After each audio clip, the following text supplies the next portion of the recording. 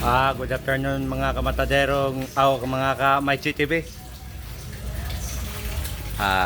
Sa ngayon, di muna ako mag-primal at mag-deboning. Yung kasama ko muna sa meat shop ang magbibirada ng isang baboy. Yung baboy natin ngayon nasa 80 plus yata. 80 plus. So, sinimulan niya na ang pag-primal sa salisi. Sa lahat ng mga supporters ko, mga ka-Maichi TV, salamat sa pag-subscribe at pag-like. Sana wala pa kayong sawang mag-support sa YouTube channel ko. At sana naman pabutin nyo po ako ng 1,000 subscriber.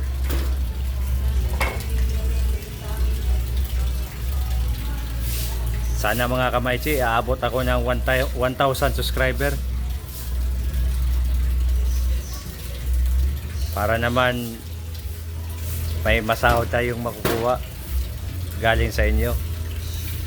At yung nagko-comment, paki-comment lang kasi i-tag ko kayo sa YouTube channel ko.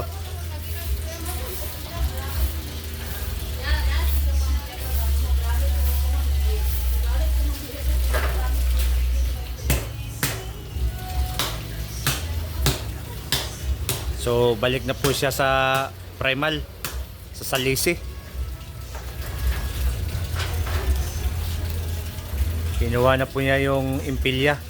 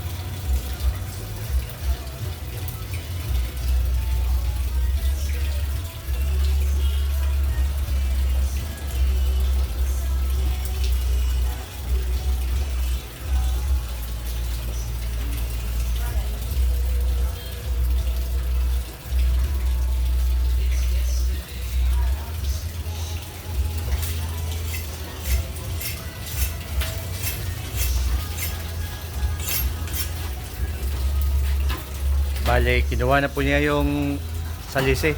Nakuha na po niya. At titirahin niya sa gitna para maging half carcass yung dalawa.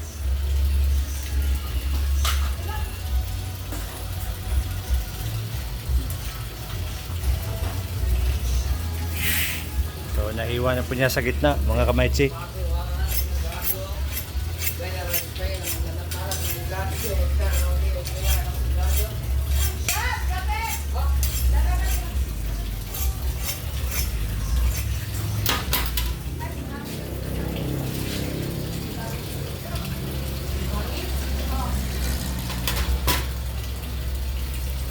So, hiniwa niya po niya sa ham leg at sa shoulder. So, yun ang belly. Nakuha niya po yung belly.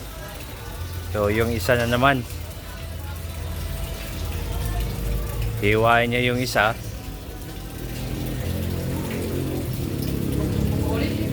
Yan.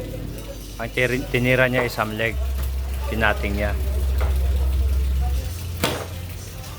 At yun naman ay sa shoulder natin.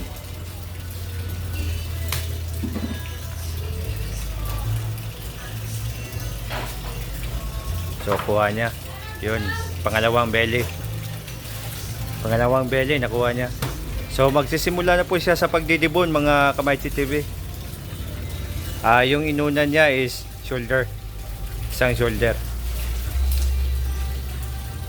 Kinuha niya yung baby back ribs at yung mga dumi sa shoulder, yung mga white fat na kasamang dugo, na may kasamang dugo.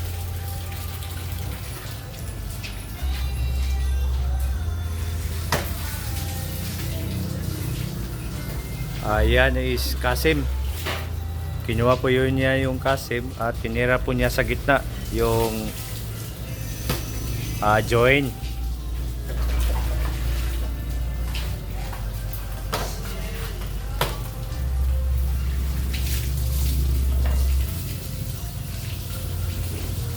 So yung buto po namin dito mga kamaitsi, titirhan po namin ng kaunting laman kasi ibibenta po namin eh. Sayang naman kung itapon.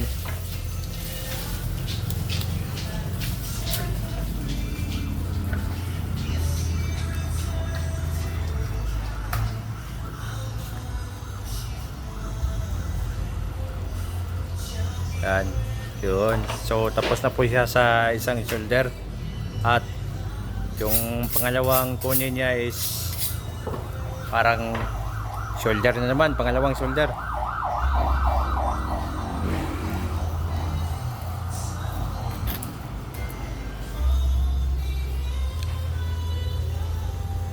Same process. Kinuha niya yung mga white spot na merong kasamang dugo, mga dumi, para yung mga karne at display natin is malinis lang.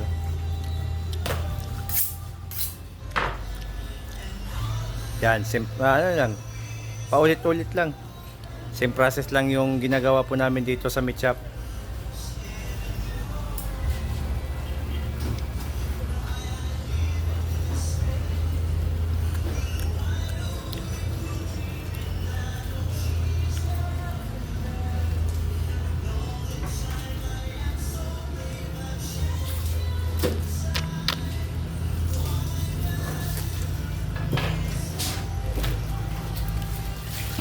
Nakuha na po niya yung scapula.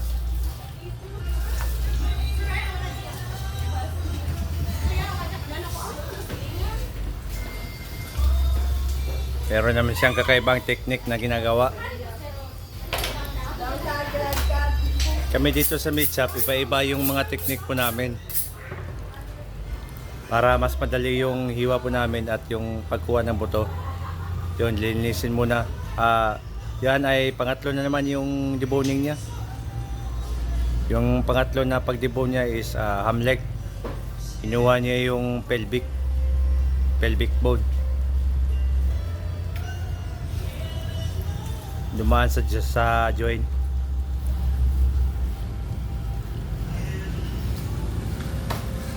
So, yan, first layer. Tinira niya sa first layer. Same process din sa first layer.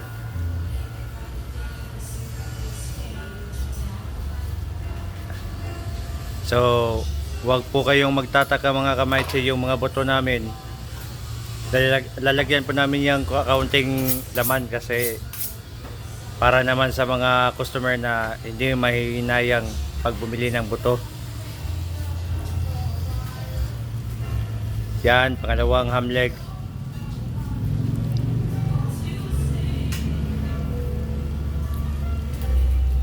So tapos na po siya sa pagkuha ng pelvic. Same process din. First layer. So dyan. Yan, ganyan niya. Then tusok. Okay. So tapos na po siya na mag-debone. Ano pong masasabi niyo sa kanya? Mabilis, di ba? Parang wala lang. Yan po yung kasama ko.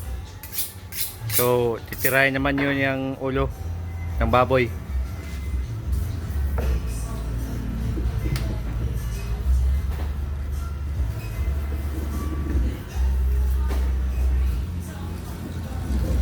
Oras po niya ngayon is 9 minutes and 30 seconds.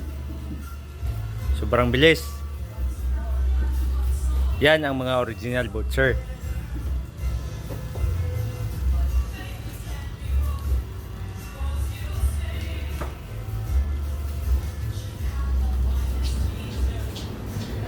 Yan. Kinuha niya yan yung dila at tinira niya sa gilid. So yan. Yan ang tamang pagdidebone ng ulo ng baboy.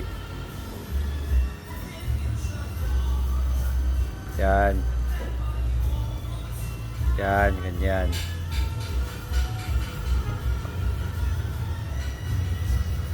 So, 10 minutes and 20 seconds. Salamat po kay Marjon. Yan po yung kasama ko sa meet shop. Sana naman wag niyong kalimutan mag-like at mag-subscribe. And sana aabot ako ng 1,000 subscriber. God bless mga kamaitsi. Huwag niyong kalimutan mag-pray araw-araw.